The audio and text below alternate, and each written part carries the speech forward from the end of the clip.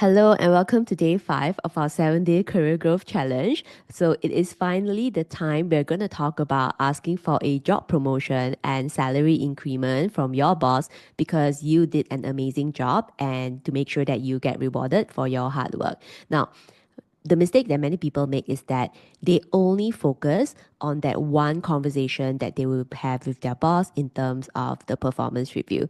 You have no idea how many people tell me that, MEI PHING, can you give me the script of exactly what I'm supposed to say to my boss for my performance review? Because I'm not sure if I can convince my boss that I deserve a promotion.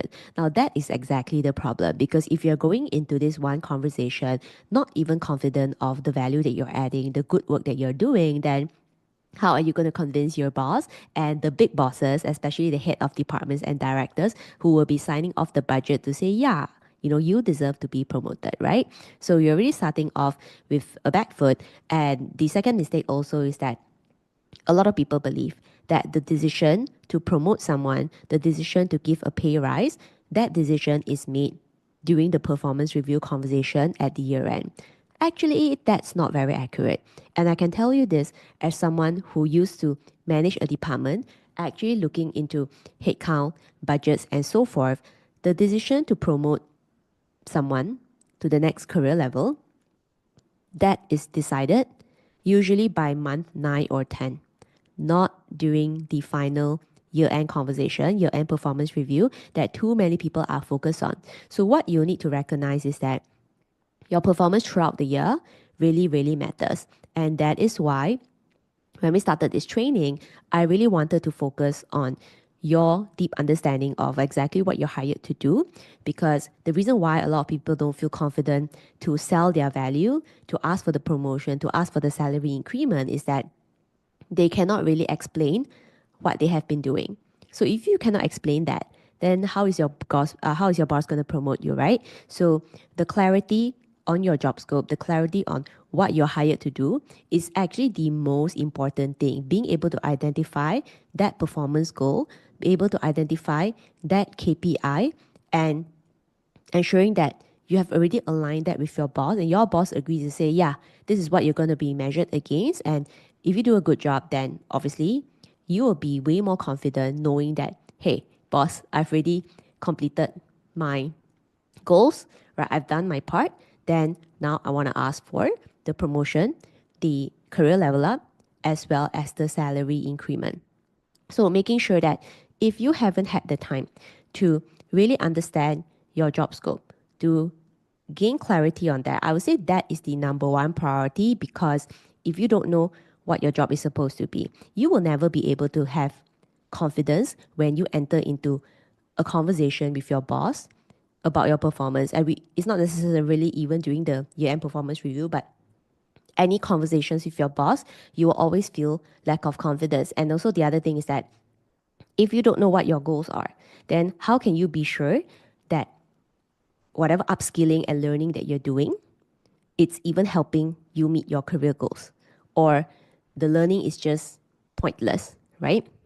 So that is the other thing that you want to take note as well. So selling your value is not so much about, like I said, that one conversation, but it's all the groundwork, all the fundamentals that we have set up step by step, right? From clarity of your job scope, from confidence in your value, from having the competence to exceed your performance goals, and gradually ensuring that you are visible in front of your bosses and be known as someone who has good reputation, someone who does a good job, someone who is very responsible, very proactive, basically someone who is ready for the next career level. So this is exactly how you're going to increase your chances. Now, at this point, I'm going to give you an exercise on preparing for your performance reviews, but maybe not even that. It's about thinking through whether do you feel that you have set yourself up for a promotion. And I think this is really, really, really important.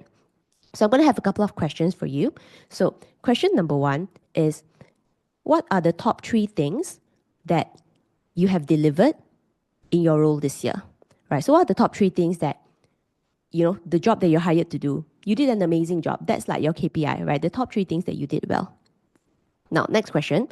What are 2 things that you went and help out, right? So this is just like the extra work, right? So what are the two things that maybe it's not really part of like your main job scope, which is the, it's not the thing that if you don't do it, you're going to get fired, but it's just stuff that you have been helping out throughout the year. Maybe your boss gave you this task or maybe someone else gave you this task, but it's just additional workload, right? Then the third question is, what is the one main skill that you have been upskilling this year? Now, the one main skill that you're upskilling this year is also really, really important because we want to show your boss that you are progressing in terms of upskilling as well. Like you want to get better and you are actually gradually preparing yourself, increasing your own value, right? So that you can go for that level up. Like you deserve it because you have been preparing and you've been delivering your work, you're doing a good job, and you're also preparing yourself for the next level. So that is really the reputation that we want to portray, right?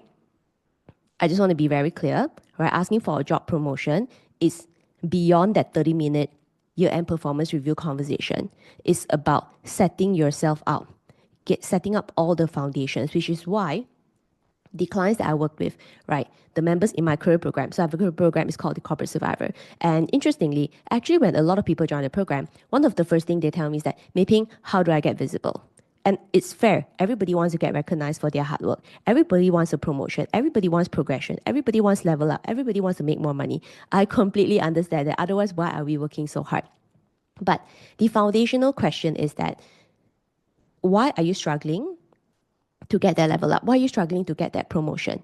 To even have the confidence of that. And when I dig a little bit deeper, it became very clear that, they are saying that they want to get visible. They think that visibility is the problem.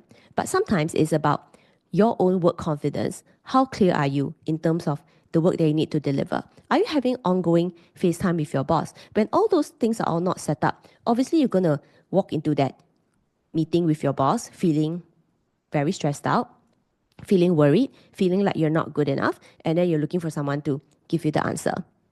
And that is why, right, for new students who have that kind of mindset, when they first join my career program, I actually tell them to start the 3-step framework. So I teach a 3-step framework, which step 1 is get clear on the corporate world, where we really deep dive into exactly the job that you're hired to do. Remember what I was talking about? Ensuring that you can identify your key performance goals so that you will have confidence to explain the good work that you have done to meet those performance goals. Otherwise, how are you going to explain that, right?